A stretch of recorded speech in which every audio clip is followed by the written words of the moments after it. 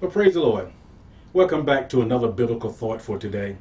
The question is, what in Sam Hill is the abomination of desolation? And I got this question a lot during the book of Revelation. I normally teach the book of Revelation year after year.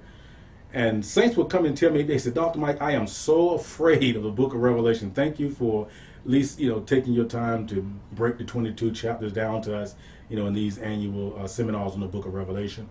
And then I always point out to them that God said in Revelation chapter 1 and verse 3, the first chapter, rather, of Revelation, God said, blessed is the reader. God understands how the symbols and the images and stuff would put a little fear in people. So he said, read the book, get to know it. And he said, I'll bless those that read it. So nevertheless, saints are becoming more aggressive in their knowledge and understanding of Revelation. I'm glad to see that. But the phrase, the abomination of desolation, is really found in the Old Testament book of Daniel. It's chapter 9. You can also find it in the synoptic gospels. We call Matthew, Mark, and Luke synoptic, because they write about the same thing, and John's a little different, so he's not considered synoptic. But in Matthew chapter 24 and verse 15, Jesus said, when you therefore shall see the abomination of desolation spoken of by Daniel the prophet, he says, stand in the holy place, whose Redeemer, he said, let him understand.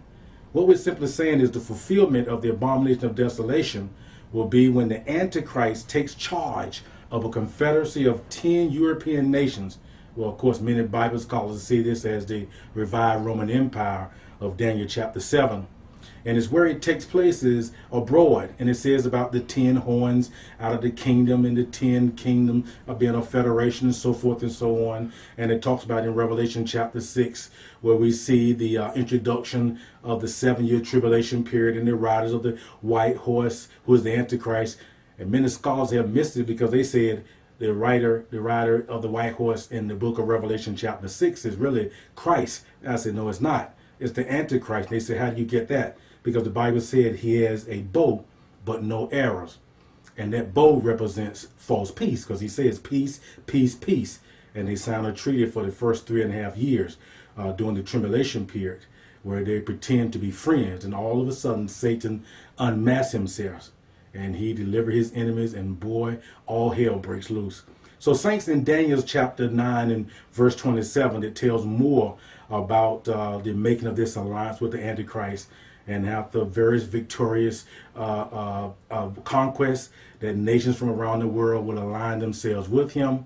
And then this one you see he ends up in the temple, and that's when it's called the abomination of desolation, as expressed in Daniel chapter 11 verses 40 through 45. That's a powerful, powerful, powerful piece of information. If you get a chance, read Daniel chapter 11 verses 40 through 45, as well as Daniel chapter 7. I'm Dr. Mike, and truly that's the biblical thought for today.